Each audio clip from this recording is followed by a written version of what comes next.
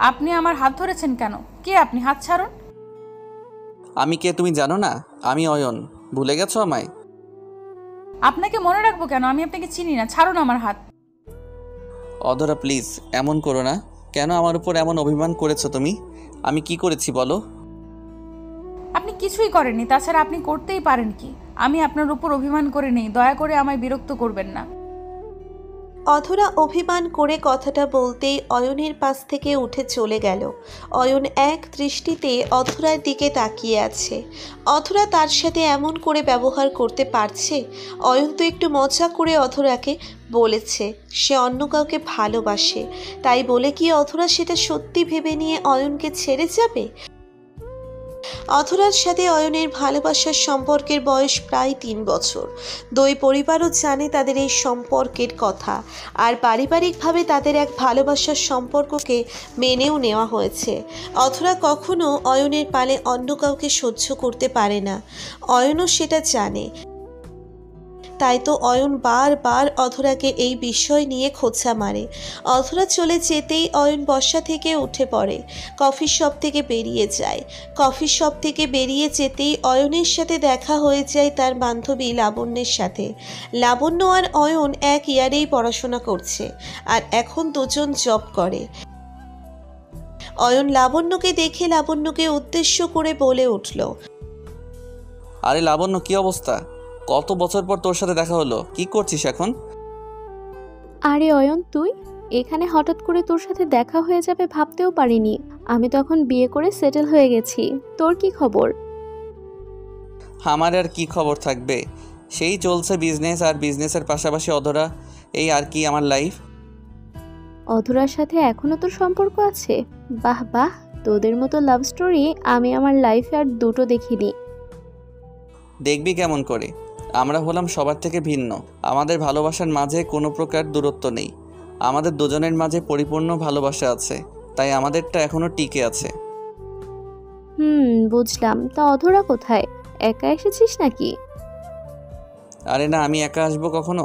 ওকেও সাথে করে নিয়ে এসেছিলাম, তবে ওকে রাগিয়ে দিয়েছি তো, তাই চলে গেছে। ও মা, ওকে রাগিয়েছিস কেন? মেয়েটা সত্যিই তোকে ভালোবাসে, আর তুই কি না ওকে কষ্ট দিয়েছিস? ভালোবাসে বলেই তো কষ্ট দিয়েছি, যাতে করে ও বুঝতে পারে ভালোবাসায় শুধুমাত্র সুখ নেই, কষ্টও আছে, আর এটি ভালোবাসার মাঝে আরও বেশি মায়া তৈরি করবে। তোর সাথে যুক্তি তর্কে আমি পারবো না। এখন কি কফি খেতে খেতে আড্ডা দিবি নাকি চলে যাবি? এমনিতে আমার ভীষণ ইচ্ছা ছিল তোর সাথে একটু আড্ডা দেওয়ার, তবে আমার একটু কাজ আছে, তাই এখন যেতে হবে। আচ্ছা ঠিক আছে, সাবধানে যাস কেমন? আর মাঝে মধ্যে একটু কল করিস। আর তোদের বিয়েতে দাওয়াত দিতে ভুলিস না, ঠিক আছে? ঠিক আছে, আসবি কিন্তু। অয়ন লাবণ্যর সাথে কিছু সময় কথা বলার পর চলে গেল। আগামীকাল অধরার জন্মদিন। অয়নের মাথায় অধরার জন্মদিন নিয়ে কিছু প্ল্যান আছে, আর অয়ন নিজের প্ল্যান মতো কাজ করছে, করার রাগটাও ভাঙবে। অয়ন চুপটি করে একটা কেক অর্ডার করে নিজের বাড়ি ফিরে এলো। বাড়ি এসে অধরার জন্য একটি সারপ্রাইজ গিফট রেডি করতে থাকলো। কিছু সময় কাজ করতেই আচমকা অয়নের ফোনে একটা কল এলো। অয়ন ফোনটা হাতে নিয়ে দেখলো অধরার ফোন এসেছে। অয়ন কলটা পিক করতেই ওপার থেকে অধরা ভীষণ অভিমান কণ্ঠে অয়নকে উদ্দেশ্য করে বলতে লাগলো, আপনি কি বাড়ি ফিরে এসেছেন নাকি বাইরে বাইরে ঘুরছেন? আমি এখন আমার নতুন গার্লফ্রেন্ডের সাথে রুম ডেটে এসেছি। কিন্তু কেন আপু, কি দরকার আমাকে? কি? নতুন গার্লফ্রেন্ডের সাথে রুম ডেট? আর আমি আপনার আপু? ও মা, এতে চমকে যাওয়ার কি আছে? তাছাড়া অপরিচিত মেয়েরা তো আপুই হয়, তাই না আপু? ফাজলামি হচ্ছে আমার সাথে? আমার সাথে ফাজলামি করার সাহস হলো কেমন করে তোর? ছি ছি আপু, আপনার মুখের ভাষা এতটা খারাপ কেন? আপনার মধ্যে দেখছি সামান্যটুকু ভদ্রতা নেই। ভদ্রতা? আমার সাথে এত বছর সম্পর্ক থাকার পর এখন অন্য কারো কাছে যেতে তোর লজ্জা করলো না? একটাবারও মনে পড়লো না ভদ্রতার কথা? আমি ভদ্র দেখেই তো অন্য কারোর কাছে গিয়েছি। যাই হোক, আর কিছু বলবেন আপু? অয়ন, অয়ন, ওর আমার মাথাটা খারাপ করে দিস না বলে দিচ্ছি। খুব খারাপ কিছু হয়ে যাবে কিন্তু। কি হবে না হবে তা পরে দেখব।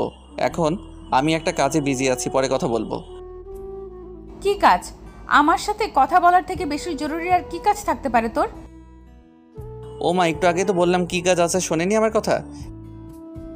অয়ন প্লিজ আমার মাথা গরম করিও না, আমি শেষবারের মতো বলছি অয়ন, আমার মাথা গরম হয়ে গেলে কিন্তু খুব খারাপ কিছু হবে। কি খারাপ হবে সেটা আমি পরে দেখে নিব, এখন রাখছি আমি।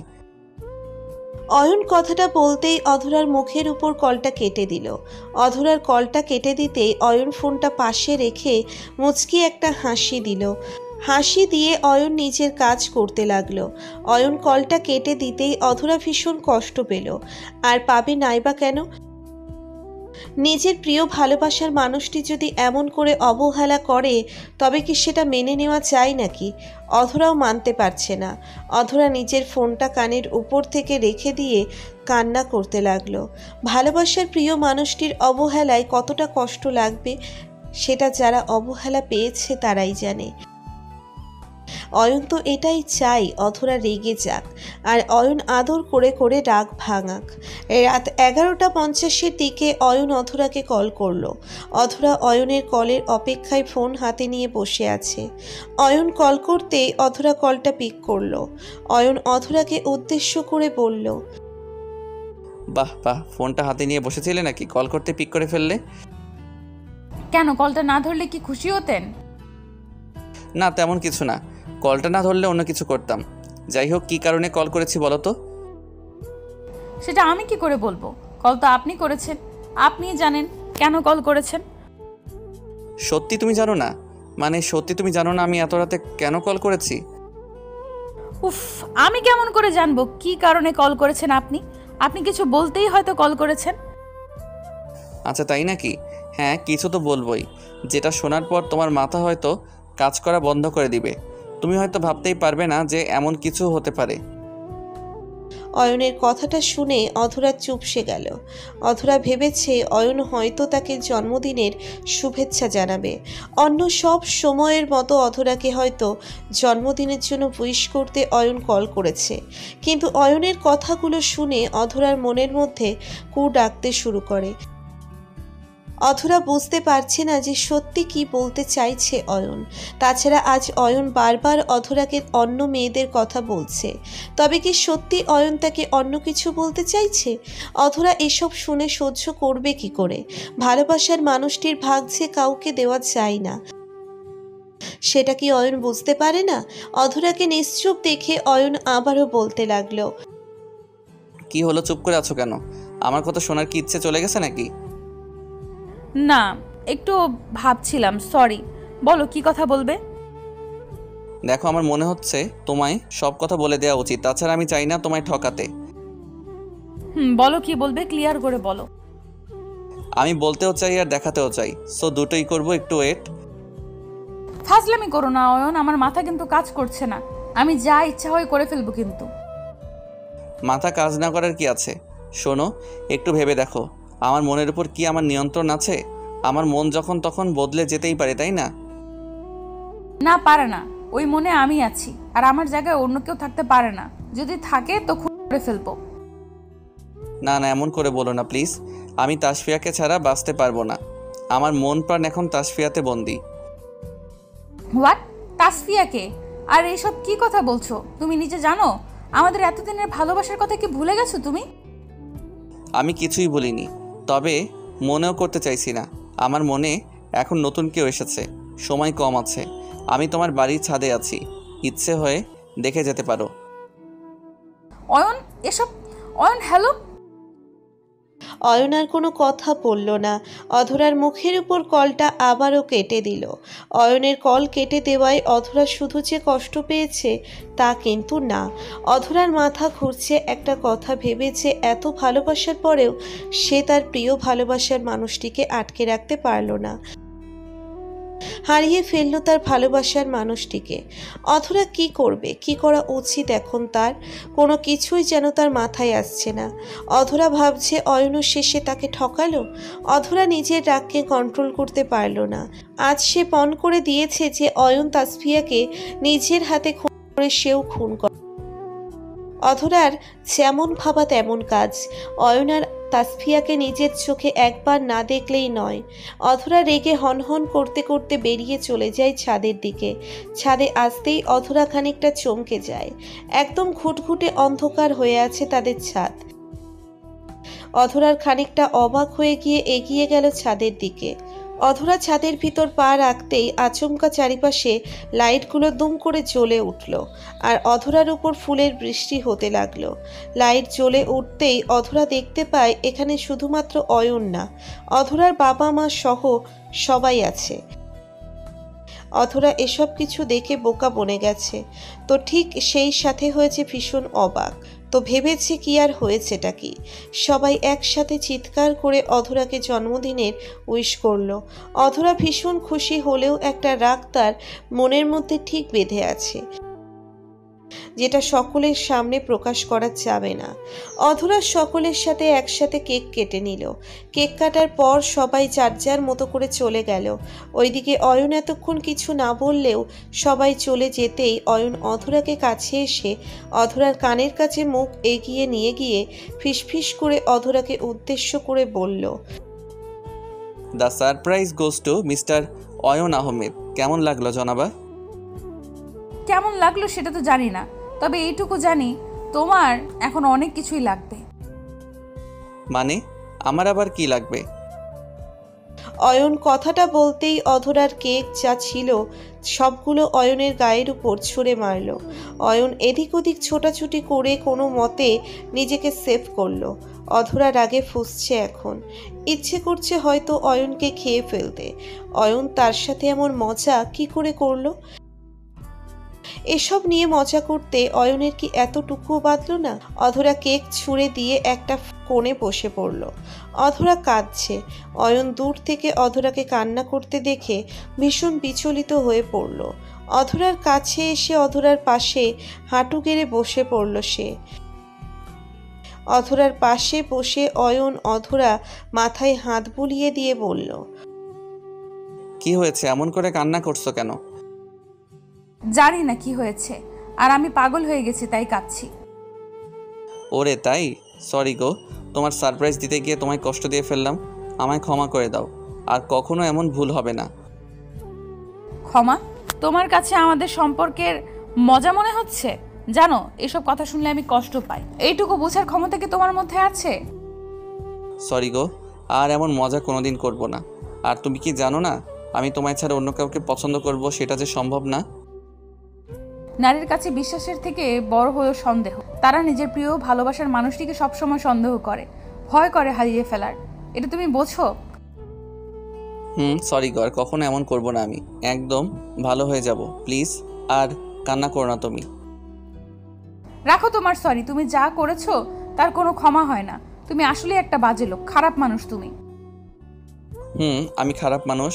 আসলে খারাপ মানুষ, তা না হলে কি তোমায় কষ্ট দিতে পারতাম নাকি? অয়নও ছোট বাচ্চার মতো গাল ফুলিয়ে অধরার পাশেই বসে পড়ল। অধরা কিছু সময় অন্যদিকে তাকিয়ে থেকে অয়নের দিকে তাকালো। অয়নের গালজোড়া টমেটোর মতো লাল হয়ে থাকতে দেখে অধরার ঠোঁটের কোণে অপ্রত্যাশিত হাসি চলে এলো। অধরার ঠোঁটের কোণে অপ্রত্যাশিত হাসির রেখা দেখেই অয়ন বলতে লাগলো, হাসছো কেন? আমি কি জোকার নাকি? আমি একটা খারাপ লোক। আমার আদরের বউকে আমি সব সময় কষ্ট দিয়েছি, এর জন্য আমায় সাজা পেতে হবে। কষ্ট দেওয়ার আগে মনে পড়ে না মেয়েটা সত্যি সত্যি আসলেই কষ্ট পাবে? কি করব বলো? তোমায় রাগাতে ভালো লাগে আমার। এখন বলো না, আমার উপর কি এখনো রেগে আছো? খুব রেগে আছি আমি। আমার রাগ এমনি এমনি কমবে না, কারণ আমার রাগও আমার মতো শক্তিশালী। তাই নাকি? তোমার রাগ যদি শক্তিশালী হয়, তবে আমার ভালোবাসাও আরও বেশি শক্তিশালী। অয়ন কথাটা বলতেই অধরার কপালে নিজের ঠোঁটজোড়া ছুঁয়ে দিল। অয়নের ঠোঁটের পরশ পেতেই অধরার মনটা শান্ত হয়ে যায়। এক মুহূর্তের জন্যে অধরা যেন ভুলে যায় অয়নের উপর সে রাগ করে আছে। অয়ন অধরার কপালে চুমু দিয়ে দুম করে অধরার গালে নিজের ঠোঁট বসিয়ে দিল। অধরা অয়নের ঘাড় ছড়িয়ে ধরে অয়নের গলার উপরে আলতো একটা কামড় বসিয়ে দিল। অয়ন অধরার চুমু খেয়ে বলতে লাগলো, এখন কি আমার সুইট মিষ্টি কিউট লোকেশনের রাগ কমেছে? নাকি এখনও তার রাগ আগের মতোই আছে? জানি না আমি। আমার জন্য কি কিছু গিফট এসেছে নাকি খালি হাতেই আছো? তোমার জন্য তো সবথেকে বড় গিফট আমি, তবে তাছাড়াও আরও একটা গিফট আছে, এই যে নাও। অধরা গিফটটা হাতে নিয়ে সত্যি চমকে যায়। অয়ন এত সুন্দর করে অধরার জন্য এতগুলো চকোলেট মিলিয়ে এত সুন্দর করে সাজিয়ে একটা চকোলেট বক্স অধরাকে গিফট করেছে।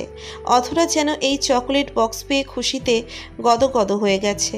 অধরা বক্সটা হাতে নিয়ে অয়নকে উদ্দেশ্য করে বলতে লাগলো, এটা কে বানিয়েছে? কে আবার? আমি নিজের হাতে বানিয়েছি। ওই যে যখন কল করেছিলে তখন। কেমন হয়েছে? পছন্দ হয়েছে তো? অয়নের কথার বিপরীতে অধরা কোনো শব্দ করল না, শুধুমাত্র শক্ত করে অয়নকে জড়িয়ে ধরল সে। অয়নও মুচকি হেসে অধরাকে নিজের বুকের সাথে একদম লেপ্টে নিল। ভালোবাসা এমনই হয়, প্রিয়জনকে রাগিয়ে তার রাগ ভাঙানোর মতো শান্তি আর কিছুতে নেই। আর উপহার, ভালোবাসার প্রিয় মানুষটির জন্য দামি উপহার প্রয়োজন পড়ে না, একটা ছোট্ট উপহার দিলেই হয়, কারণ ওটাকেই থাকে হৃদয়ের পবিত্র ভালোবাসা। অয়ন অধরার জন্য দোয়া করবেন, তারা যেন সব সময় ভালো থাকতে পারে। আমাদের ভিডিওটি কেমন লেগেছে তা কমেন্ট করে জানাতে ভুলবেন না। আর ভিডিওটি যদি ভালো লেগে থাকে তাহলে একটি লাইক করুন আর সাবস্ক্রাইব করে আমাদের পাশেই থাকুন। ধন্যবাদ সবাইকে আমাদের পাশে থাকার জন্য। আল্লাহ হাফেজ।